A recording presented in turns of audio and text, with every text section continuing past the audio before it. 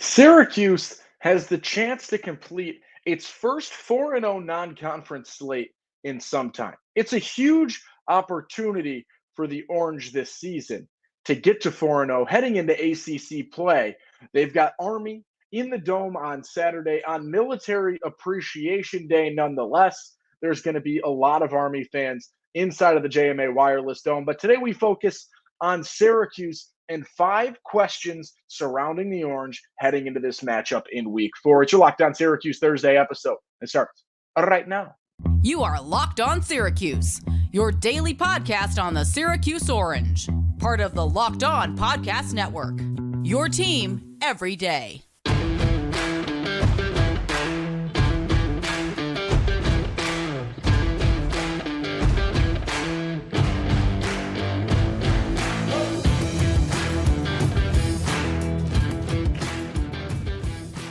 Oh, what's up? What's happening? Welcome into your Locked On Syracuse Thursday episode. It's your boy OV saying thank you so much for making Locked On Syracuse your first listen today and every day. We're free and available wherever you get podcasts, part of the Locked On Podcast Network.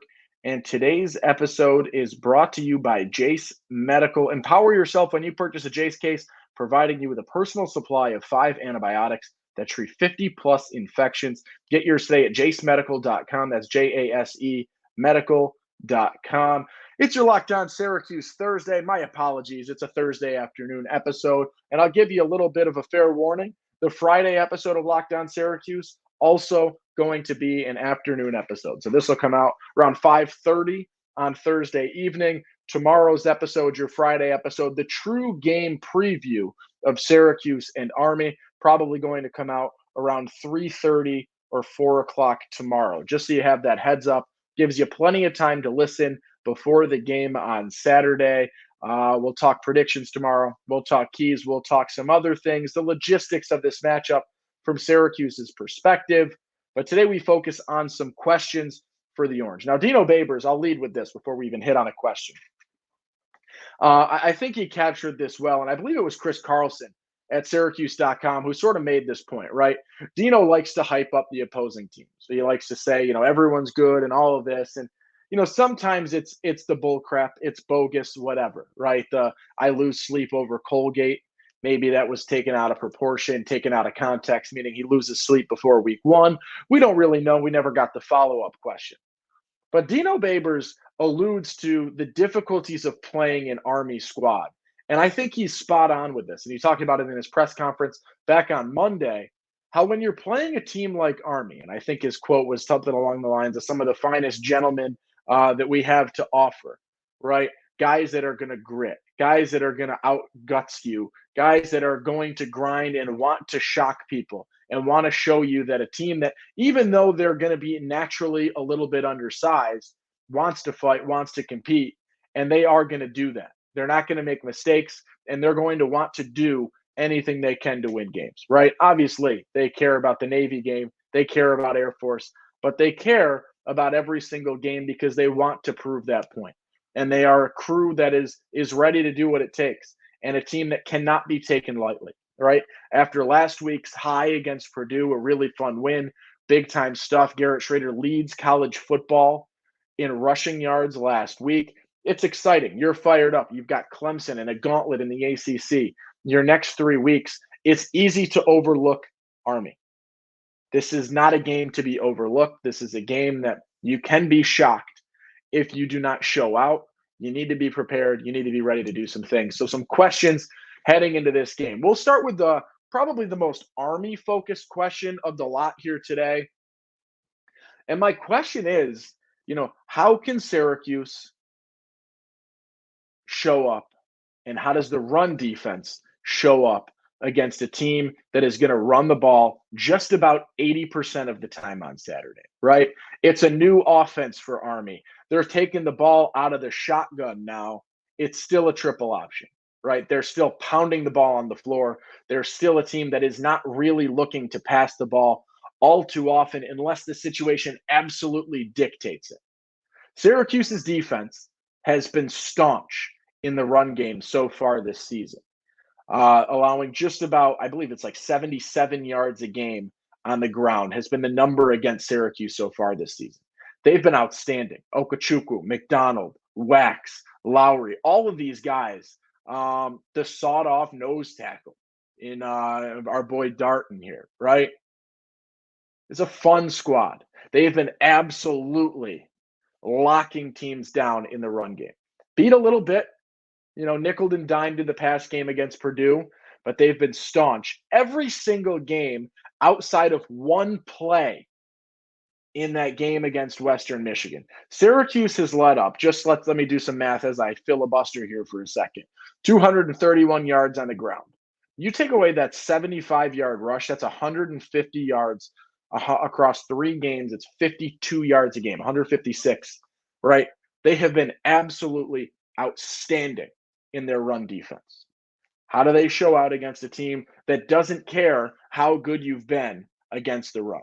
They're going to run, they're going to pound, and they're going to show you, that they can make these decisions, and you've got to play sound defense every single play because they know this system, they know how to do it, and they are able to capitalize on it occasionally, right? There's games where they come out and they are absolutely perfect. Can Syracuse's run defense do what it needs to do? We've seen it all 3 weeks so far. I've been really, really impressed with it. And it's a unit that we talked about, right? They bring back a really good amount of experience when you look at the D line and when you look at the linebackers for Syracuse. They bring back, some of their more experienced groups on those two fronts. And they've got a lot of their defensive leadership right there. And it's shown so far. They're not really making mistakes. They're doing what you want them to do, play in and play out, day in and day out, however you want to say it, right?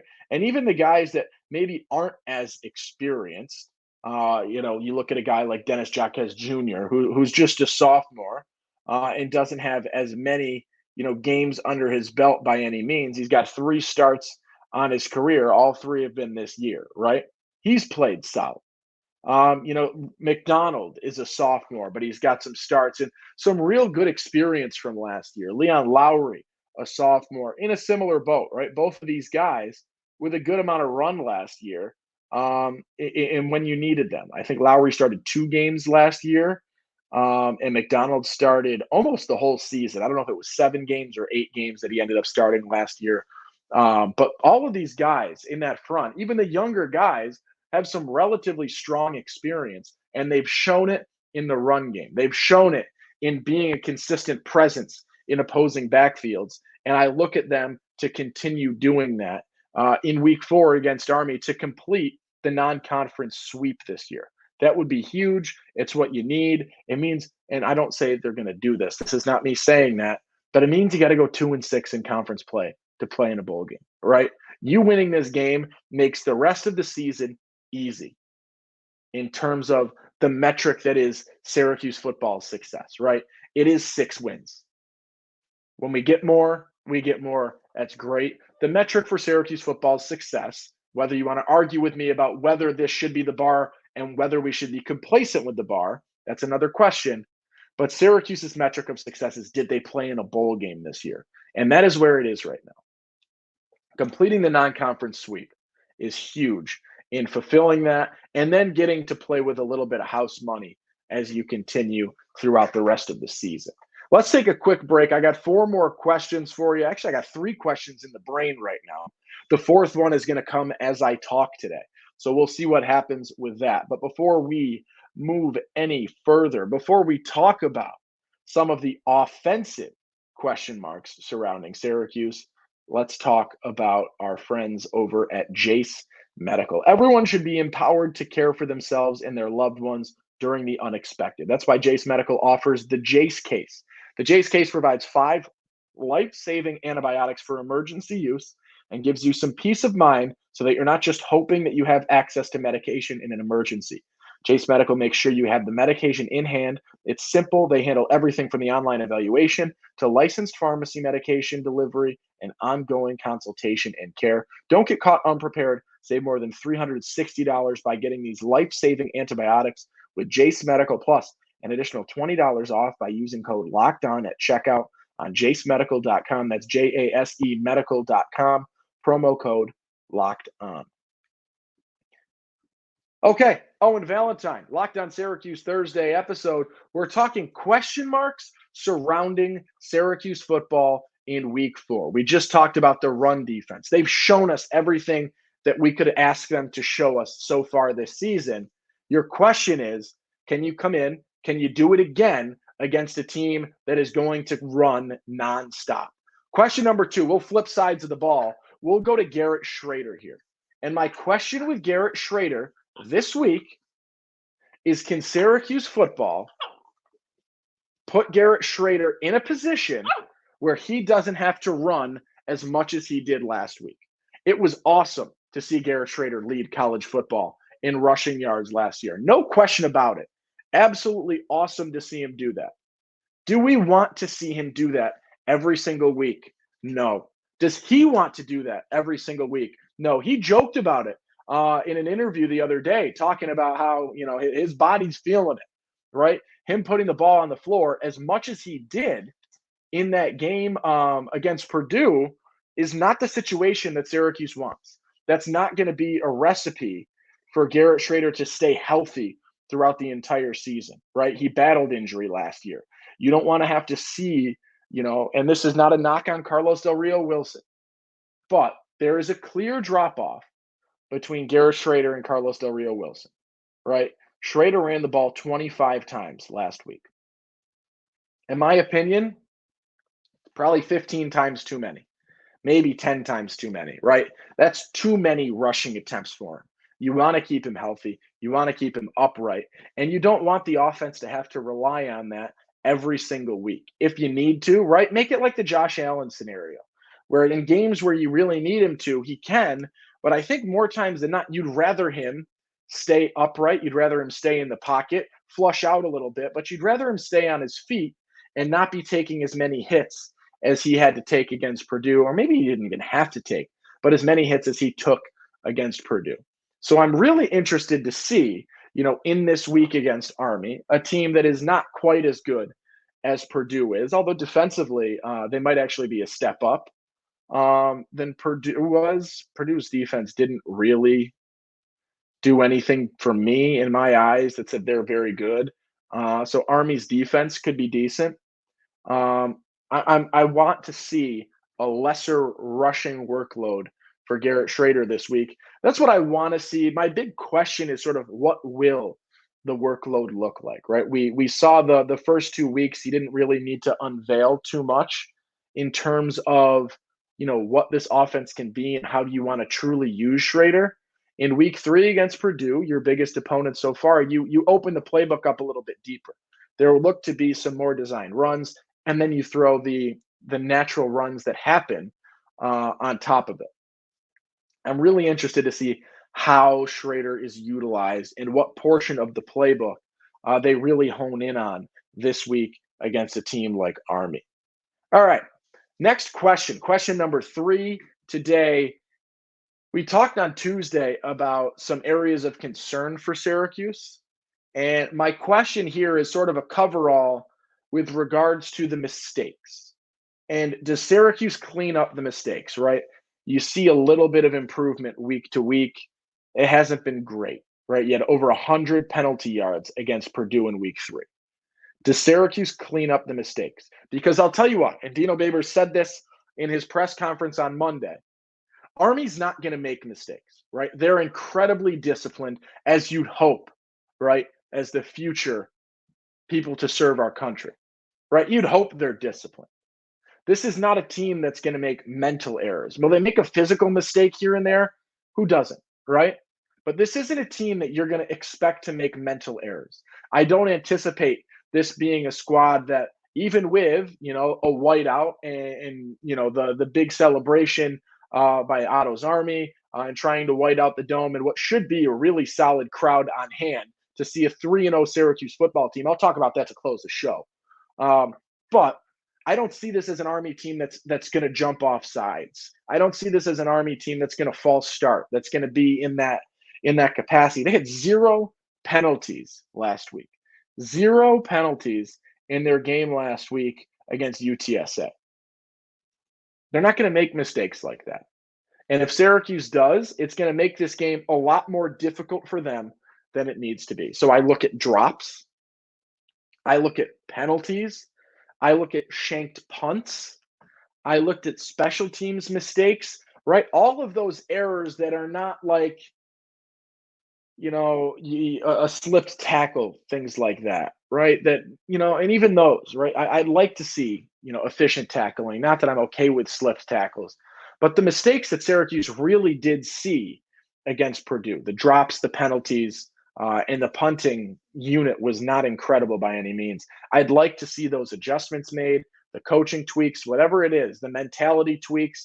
I'm not the coach. I'm not in the huddle. I'm not here to make the fix. But I would really, really think Syracuse needs to work on finishing stronger in those categories this week, heading into ACC play, right? Heading into what we know is on the docket, and I can't get through an episode without alluding to, right? Your trio of games to open up the ACC are the games that are going to allow you to get away with the least, right? That's naturally what happens when you play the three best teams on your schedule, right? You're going to get away with less and less and less in those games. This is a week to hone in on it. This is a week to focus on it. This is a week to fix those problems so that you don't have to go back in a press conference and say, yeah, it happened again. The penalties that we're so frustrated with last year and were the recurring kryptonite last year, they're back, right? I don't want to hear that again. So that's that question number 3. We talked about the run defense. We talked about Schrader. We talked about mistakes. Question number 4 for me in this episode is which receiving group shows up, right? A lot of eyes on the receivers last week, right after we get the news about Oronde Gadsden being out for the remainder of the season. And this is a receiving group that, really rose to the occasion in weeks 1 and week 2. You had double-digit pass catchers in the first 2 weeks. I believe it was 11 and 10. I forget which order. I forget which order those were. But you had double-digit pass catchers both of the first 2 weeks. It dips to 3 against Purdue.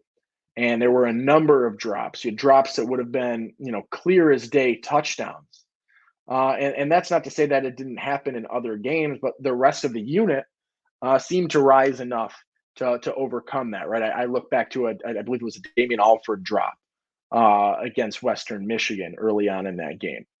What receiving group shows up? Because there have been moments that every single one of the guys in this receiving group have balled out, and moments where you're really impressed with every single one of them, right? Donovan Brown has had an awesome, moment or two. Damian Alford is starting to do that. Amari Hatcher has shocked some people. Isaiah Jones, all 4 of those guys really have had some big time moments and rose to the occasion for huge plays so far this season. Unfortunately, Isaiah Jones without a reception last game, Hatcher without a reception last game. It was Donovan Brown and Damian Alford with the receptions there. And to add a sort of part 2 to this question, with Gadsden out, you look at Donovan Brown even more as that speedy guy that's going to be, I would assume, getting significantly heightened snaps in the slot as a result to there being no Gadsden and there being not really a guy in that tight end group that fits the role that he does, because it's such a unique role and different way of approaching the tight end position, right? That really, really flexed and spread tight end role that is only a true tight end, maybe 1 in 5 snaps. So you look at, what receiving group shows up, and then, the magnifying glass, I think in my eyes, is on a guy in Donovan Brown and how he slots in, no pun intended there, to Gadsden's role. Let's take one more quick break, and we'll hit the final question in our 5 questions surrounding Syracuse football to close out the non-conference slate. But before that, let's talk about our longtime sponsor, FanDuel Sportsbook. Snap into action this NFL season with FanDuel. It's America's #1 sportsbook. Right now, new customers get $200 in bonus bets guaranteed when you place a $5 bet. That's $200 in bonus bets, win or lose. If you've been thinking about joining FanDuel, there's no better time to get in on the action. The app is so easy to use. There's a wide range of betting options, including spreads, player props, over-unders, and more. So visit FanDuel.com/lockedon and kick off the NFL season. FanDuel, official partner of the NFL. I said this last time, I'll say it again today. I might be supposed to give you a pick of the week or something along those lines. I have been ice cold, and I'm not going to dredge you with that. Although maybe the people that would like to fade me are going to be disappointed that I'm not giving you something. I've been terrible. You know what? We got a little bit of extra time today. I only got one more question to hit on. I'm pulling it up right now. I'm going to take a look at the Thursday night slate, and we'll revisit this on Friday. I do understand that this is not an easy spread because there are a hell of a lot of points right now spreading out the Niners and the Giants. But here's what I do, and it's a sucker play because I do it every week. And it's an anytime touchdown scorer, and it is not a guy at the top of the list. It's a guy that's going to touch the ball 1 or 2 times. The juice is freaking loose. Give me Kyle Juszczyk plus 950, anytime touchdown scorer. And if that cashes, oh boy, am I going to come back on here with some spice for your Friday episode of Locked On Syracuse tomorrow. But that's where we'll leave that. Okay. That's a long shot. Don't come at me if it doesn't hit, but maybe a little sprinkle. Maybe a little sprinkle. 10 points is a lot. Maybe you tease it with something else. Get that down to -4 for San Francisco. I don't see the Giants winning this one, especially without Barkley.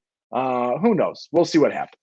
All right. Last key for Syracuse football. Not the key. Question for Syracuse football. And this is a macro question.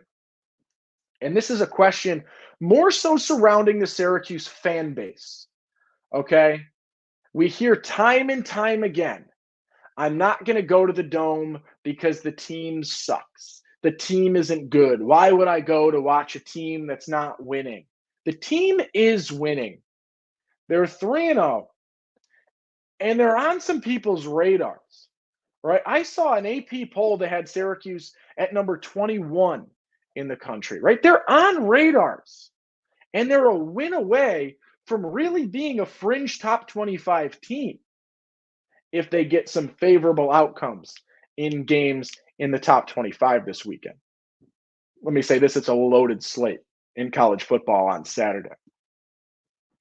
So my question is, do Syracuse football fans put their money where their mouth is and show out on Saturday in the Dome? Right? The team is good. And I know Army is not incredible, but it's Military Appreciation Week. You've got a team that's undefeated. You've got a team that's doing everything you need it to do.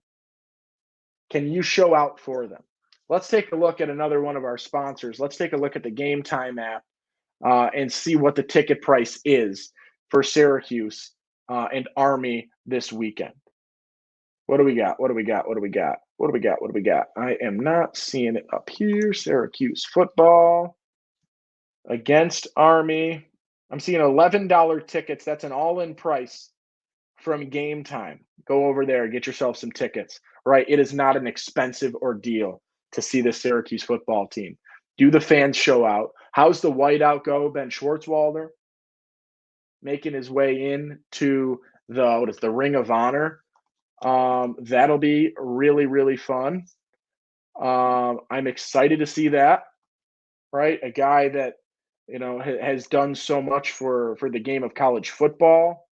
A guy that has done so much for Syracuse as a whole. If you're ever bored, turn on the Express, Ernie Davis, watch it. Feel good about Syracuse football. Feel bad about Texas football. Texas is always back. They're always back. Are they really? We don't know. But watch it, right? Really cool to see him honored on Saturday. That'll be an awesome moment. The whiteout is in honor of him wearing the white jerseys and doing that per the release on Otto's Army and their social medias.